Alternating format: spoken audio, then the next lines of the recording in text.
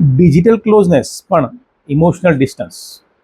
આપણે આજકાલ બહુ કનેક્ટેડ છીએ વોટ્સઅપ, ઇન્સ્ટા, વિડીયોથી, પણ સાચું કહું તો રિયલ લાઈફમાં આપણે એકબીજાથી ખૂબ દૂર થતા જઈએ છીએ.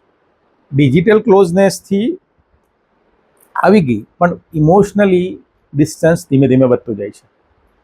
બે વ્યક્તિ એક રૂમમાં બેઠા હોય પણ બંનેની નજર પોતાના મોબાઈલ ઉપર હોય. ચેટમાં આપણે હા યાર કહી દઈએ, પણ ખરેખર જ્યારે દુઃખમાં હોઈએ ત્યારે આપણને ખભો થપથપાવે એવું, આપણા દુઃખમાં ભાગીદાર થવું કોઈ હોતું નથી. આનાથી એકલતા વધે, ભરોસો ઘટે અને તમારા સંબંધો ઓછા થાય. બસ નોટિફિકેશનની આસપાસ આપણે ફર્યા કરીએ છીએ.